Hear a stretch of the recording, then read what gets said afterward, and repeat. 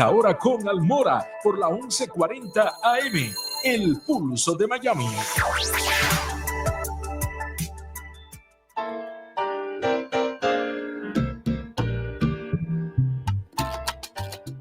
Bienvenido a WQBA, el doctor Alberto Milián, juez y veterano de guerra.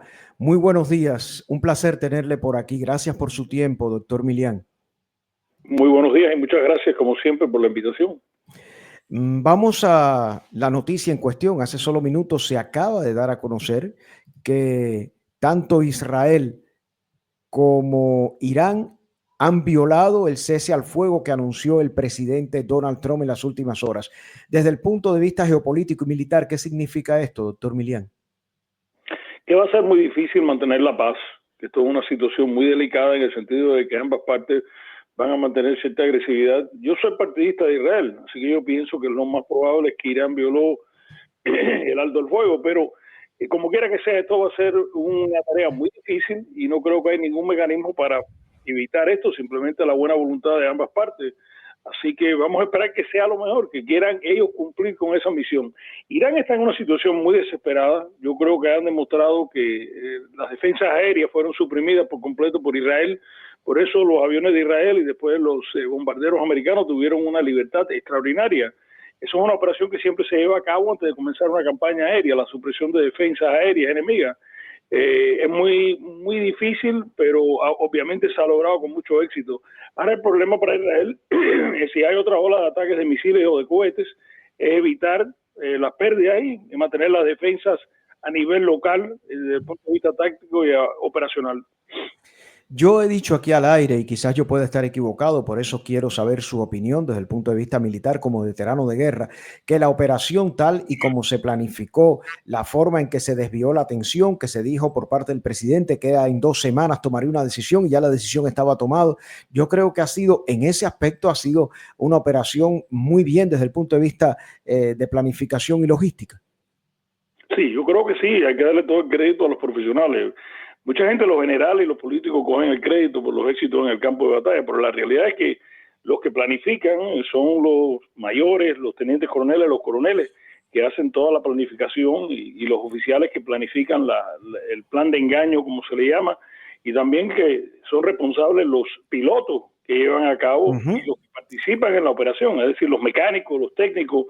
Sí, desde el punto de vista, yo creo que tenemos la mejor fuerza aérea en el mundo, de eso no cabe duda. Más de 125 aviones participaron en esta operación, hubo un plan de engaño que fue muy efectivo, no tuvieron ningún tipo de problema y no recibieron ningún tipo de contrafuego. Lo que viene después de una operación militar de este tipo es lo que se llama evaluación de los daños de bombardeo, y eso es un proceso mucho más complicado. Comienza primero con fotografías aéreas que fueron tomadas precisamente por los aviones que llevaron a cabo la operación.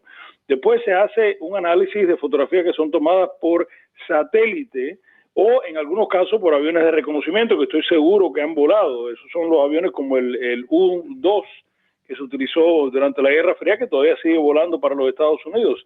Y entonces después se buscan otras fuentes de información para confirmar los daños hechos, por ejemplo, de fuentes humanas, informantes, agentes de sectores que puedan confirmar los daños.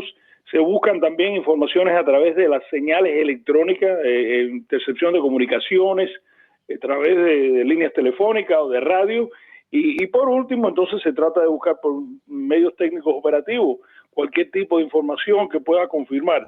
La mejor confirmación se recibe de fuentes humanas que están ahí en la tierra, es decir, personas que, inspectores que pudieran tener acceso, y es muy importante ahora, si se va a negociar algún tipo de paz o algún tipo de tratado con Irán, que ellos den consentimiento para entrar en esos sitios para ver hasta qué punto quedaron dañados.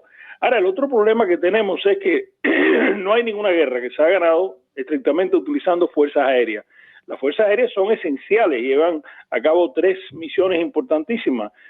Suprimir a las fuerzas de tierra, número 2, interceptar las fuerzas de tierra antes de llegar al campo de batalla, y por último, el tipo de misión que se hizo aquí, que se llama un bombardeo estratégico, es para destruir una capacidad que pueda tener el enemigo. Y entonces lo que hay que analizar ahora, es muy importante analizar si materiales que fueron procesados en esta planta para enriquecer uranio fueron removidos antes del ataque, porque hay informes, varios informes de varias fuentes que dicen que varios camiones industriales fueron ahí. La cantidad de material que se sospechaba que había ahí de uranio enriquecido eran solamente 900 libras. Eso no es difícil moverlo y esconderlo. Y el problema es que hay un concepto en operaciones clandestinas que se llama la redundancia. Es decir, uno tiene un sitio, pero tiene varios sitios más para respaldar esa misión original. Usted decía al principio que está escéptico, como lo estoy yo también, y lo están muchas personas, en relación a que esta guerra pueda terminar, como decía ayer Donald Trump, en 12 días, porque hemos visto que hay violación al cese al fuego por ambas partes. Ahora, ¿usted ve la posibilidad de Rusia involucrándose en el conflicto cuando ya tiene una guerra sin solución con Ucrania? ¿Ve a China o a Pakistán involucrándose en este conflicto? Porque el resto del mundo árabe ha guardado un silencio que muchos califican un silencio cómplice. Bueno, los otros países en esa región, desde que yo estuve en esa región del mundo, cuando la primera guerra del Golfo, la inquietud de ellos principal es de la seguridad. Por ejemplo, la Arabia Saudita siempre ha tenido una relación clandestina con Israel, porque temen que los ayatolás vayan a atacar a Arabia Saudita y obviamente usan títeres en la región en contra de Arabia Saudita. Ayer vimos un ataque sobre territorio de Qatar.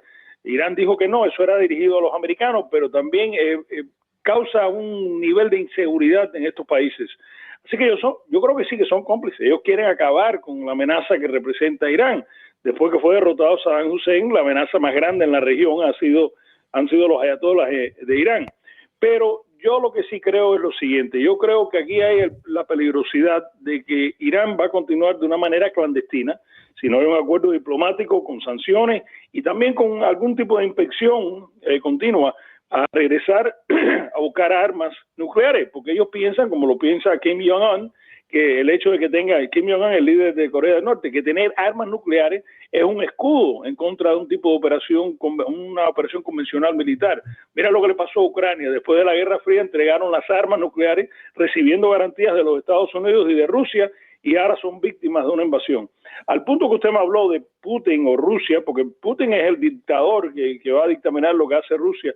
Irán es un aliado de Vladimir Putin. Ellos le han dado drones y otros equipos que han utilizado para reprimir y atacar al pueblo de Ucrania. Y se reunió ayer el ministro de Relaciones Exteriores de Irán con Putin. Yo me imagino que en esas conversaciones Putin le dio algún tipo de asesoramiento, no lo han dicho públicamente, pero posiblemente le dio algún tipo de garantía de asistencia técnica para regresar y perfeccionar la metodología que ellos están utilizando para crear una arma nuclear. Y la razón que Putin haría eso, o tiene las malas intenciones de hacer eso, es porque él sabe que es un contrapeso a los intereses de los Estados Unidos en esa región del mundo. El presidente americano ha tenido mucho afecto por Vladimir Putin, pero yo no creo que él entiende o se da cuenta, o si se da cuenta lo está ignorando, que Vladimir Putin es un individuo con sus aspiraciones imperiales de la época del zar y de la época de la Unión Soviética, que quiere regresar a esa gloria que él disfrutó cuando era jefe de la KGB. Así que yo creo que Rusia en ese sentido sí los va a ayudar y posiblemente hemos visto asistencia de Corea del Norte, le puede ofrecer ayuda técnica para regresar al desarrollo de esas armas. Yo creo que hasta que no se cambie el régimen y la trayectoria, como en Cuba o en Venezuela, sin el cambio de esas instituciones represivas, no va a haber un cambio en el gobierno de Irán. Es decir, no, ellos no se van a levantar una mañana y tener una epifanía de decir, oye, tenemos que convivir aquí en paz. Eso yo no creo que va a ocurrir porque es parte de la naturaleza de ese régimen desde el año 1979, explicarle al mundo, y se lo han dicho claramente, que tenemos la misión de borrar a Israel de la faz de la tierra. ¿Y usted cree posible, dadas las circunstancias actuales, el debilitamiento militar, usted cree posible ese cambio, doctor Milian, un cambio de régimen en Irán? Yo creo que es muy difícil. Yo creo que como en Cuba o en otros países que se han sembrado esas raíces represivas, esos aparatos represivos, es muy difícil. Mira Nicaragua, que la pobre Violeta Chamorro murió el otro día. Muchos pensábamos que iba a haber un cambio institucional porque ya se dio el poder, no se quiso perpetuar en el poder, pero sin embargo tenemos a Daniel Ortega y la esposa manteniendo una dictadura. Lo mismo ocurrió con Chávez, murió Chávez pero siguió Maduro y continúa Maduro. Es muy difícil sin una fuerza exterior cambiar ese tipo de dictadura que no tiene ningún tipo de restricción en la represión que utilizan, ni en lo sangriento que son los métodos que van a aplicarle. Así que yo creo que es muy difícil. Si no hay un movimiento militar interno, que ellos lo controlan todo muy bien, ellos tienen varios cuerpos represivos, tienen las fuerzas CAD, tienen los guardias revolucionarios, es muy difícil cambiar. Pero lo que sí se pudiera hacer, y yo soy optimista en ese aspecto, es que si se busca una solución diplomática, con inspecciones continuas, con inspecciones a través de las agencias de inteligencia y de otros métodos internacionales, yo creo que sí se puede lograr. Pero de que un día al otro, aún arrancándole la cabeza al régimen, cuando se comentó para matar al ayatollah Jamenei, yo no creo que eso va a cambiar, porque son instituciones, yo le digo mafiosas, son instituciones que todos los miembros de ese aparato represivo están viviendo bien, como en Cuba. ¿Quién controla la economía cubana? Los militares. ¿Quién vive bien en Cuba? Los militares.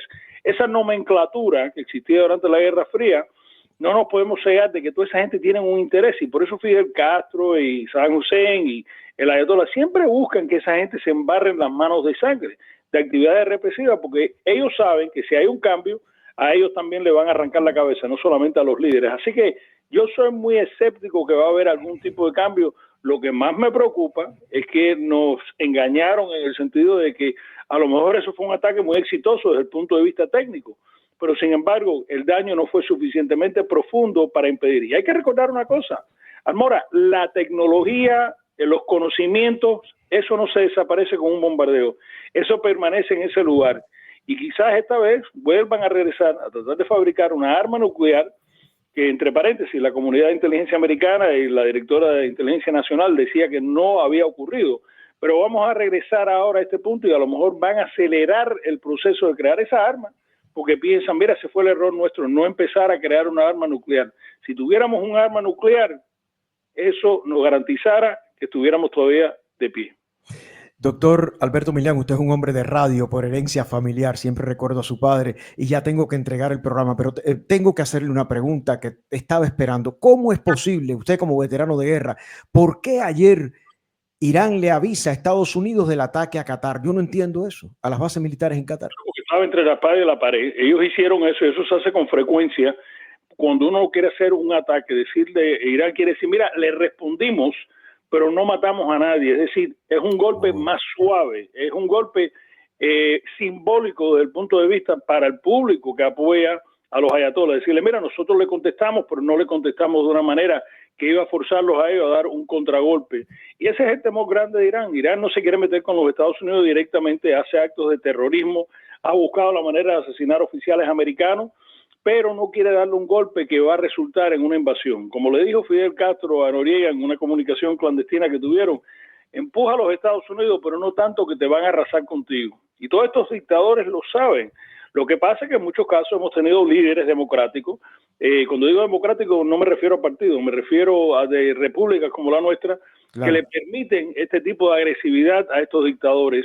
Y por eso continuamos viendo una dictadura en Nicaragua, una dictadura en Venezuela, una dictadura en Cuba, una dictadura en Rusia, porque no sabemos en el momento de cómo ejercer la influencia y la fuerza militar que es necesaria. Yo digo, lo digo hoy, este régimen va a continuar en Irán, a no ser que haya un golpe de Estado interno por los militares, que no lo creo que va a ocurrir. Y segundo, yo creo que esto va a continuar una guerra no de 12 días, pero posiblemente de 12 años.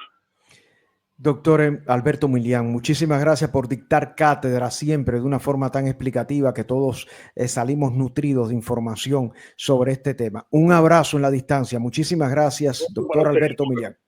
Muchas gracias, juez y veterano de guerra. Nos vamos a una pausa y ya regresamos en WQA 1140. No pierda la sintonía, que tenemos más. Recuerden que estamos de lunes a viernes de 6 a 7 de la mañana, WQA 1140.